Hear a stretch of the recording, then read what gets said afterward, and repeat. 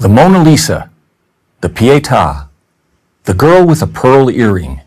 For a score of centuries, artists enriched Western society with their works of astonishing beauty.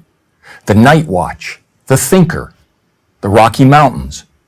Master after master, from Leonardo to Rembrandt to Bierstadt, produced works that inspired, uplifted, and deepened us.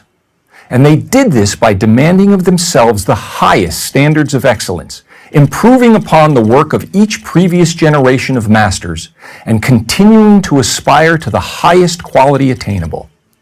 But something happened on the way to the 20th century. The profound, the inspiring, and the beautiful were replaced by the new, the different, and the ugly. Today, the silly, the pointless, and the purely offensive are held up as the best of modern art. Michelangelo carved his David out of a rock. The Los Angeles County Museum of Art just offers us a rock. A rock. All 340 tons of it. That's how far standards have fallen. How did this happen? How did the 1,000-year ascent towards artistic perfection and excellence die out? It didn't. It was pushed out. Beginning in the late 19th century, a group dubbed the Impressionists rebelled against the French Académie des Beaux-Arts and its demand for classical standards. Whatever their intentions, the new modernists sowed the seeds of aesthetic relativism, the beauty is in the eye of the beholder mentality. Today, everybody loves the Impressionists. And as with most revolutions, the first generation or so produced work of genuine merit. Monet, Renoir, and Degas still maintained elements of disciplined design and execution. But with each new generation, standards declined until there were no standards. All that was left was personal expression. The great art historian Jacob Rosenberg wrote that quality in art is not merely a matter of personal opinion, but to a high degree objectively traceable. But the idea of a universal standard of quality in art is now usually met with strong resistance, if not open ridicule. How can art be objectively measured? I'm challenged. In responding, I simply point to the artistic results produced by universal standards compared to what is produced by relativism. The former gave the world the birth of Venus and the dying Gaul, while the latter has given us the Holy Virgin Mary, fashioned with cow dung and pornographic images, and Petra, the prize-winning sculpture of a policewoman squatting and urinating, complete with a puddle of synthetic urine. Without aesthetic standards, we have no way to determine quality or inferiority. Here's a test I give my graduate students, all talented and well-educated. Please analyze this Jackson Pollock painting and explain why it is good. It is only after they give very eloquent answers that I inform them that the painting is actually a close-up of my studio apron. I don't blame them. I would probably have done the same, since it's nearly impossible to differentiate between the two. And who will determine quality is another challenge I'm given.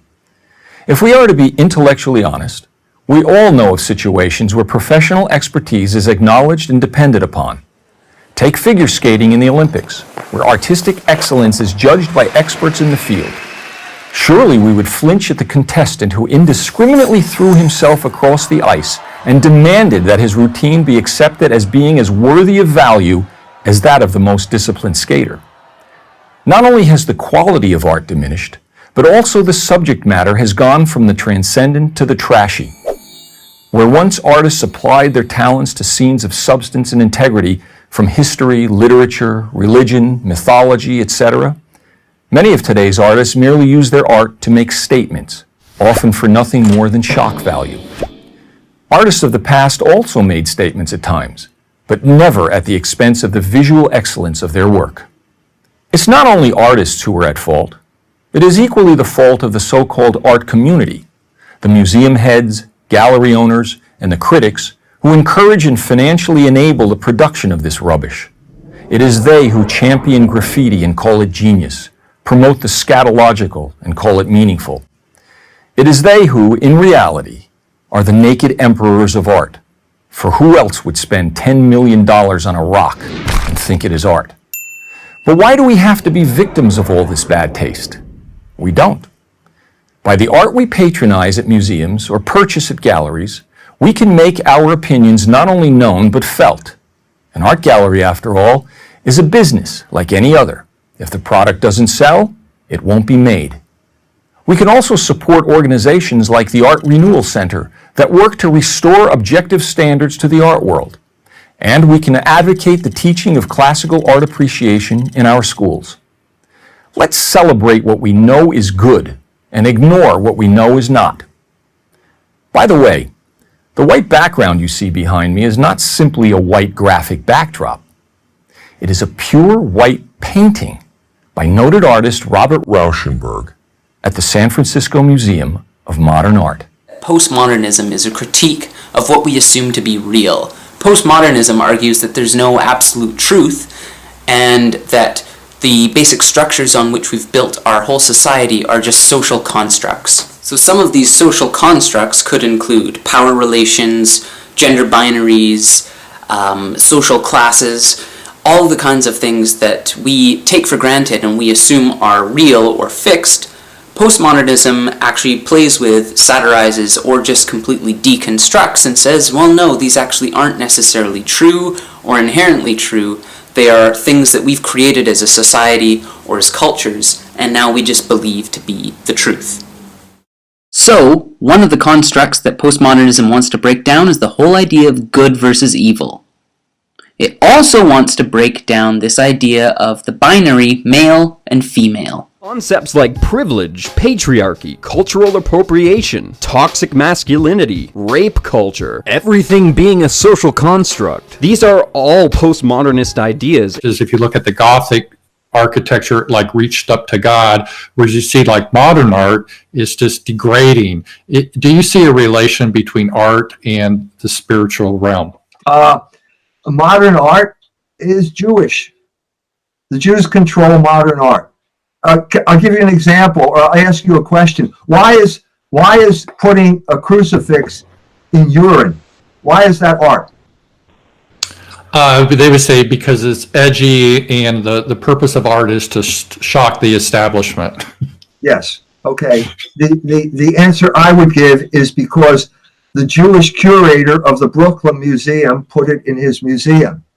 And so what you see here is something analogous to the breakdown of male and female through gender ideology. They're saying there's no such thing as male and female. What these people are saying is there's no such thing as art, or it doesn't conform to any of those conventional patterns. Art is what the museum curator says it is.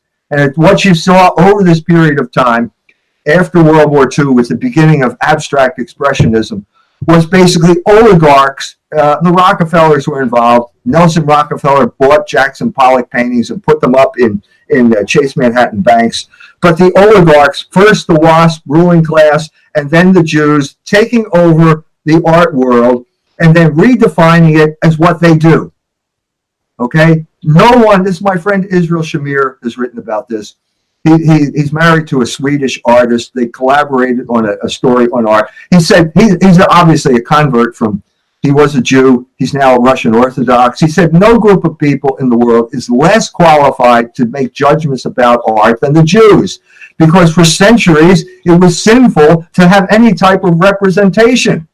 This is where the Muslims got their iconoclasm. They're incapable of doing it. What they did is basically understood that these things have value. How can we get in and extract the value from this, and how can we continue to do this? And what you had beginning in the post-World War II period with the demise of representational art, you had the dealer suddenly becoming the all-powerful man, and art became a form of insider trading.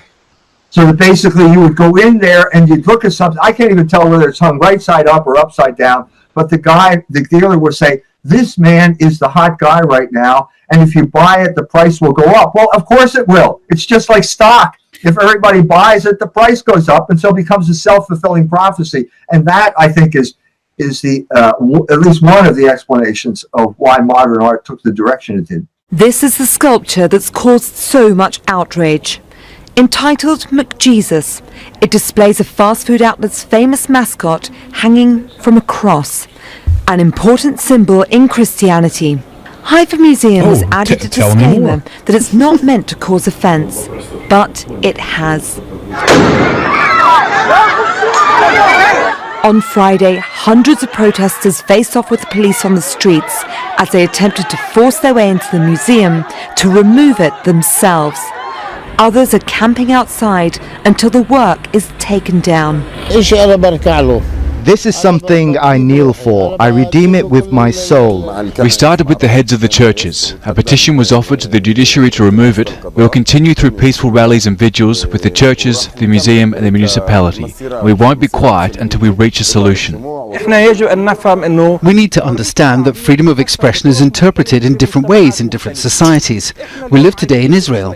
If this work was directed against non-Christians, the world would be turned upside down. So Israel took this and intentionally placed it in Israel to cause controversy, to Yeah, they hate anger. Christians there. Of course they do. So it's no surprise that when Hitler decided to wage war against modern art, George Grosz became enemy number one. His art and the works of other contemporary artists, including Paul Klee, Otto Dix, Max Beckmann, Ernst Kirchner, Vasily Kandinsky, and others, were denounced, confiscated from museums, and then put on public display as examples of degenerate art. Gallery in Paris is on fire amid violent protests in the French capital today. Footage shows the Art Center for Modern and Postmodern Photography and Media in flames.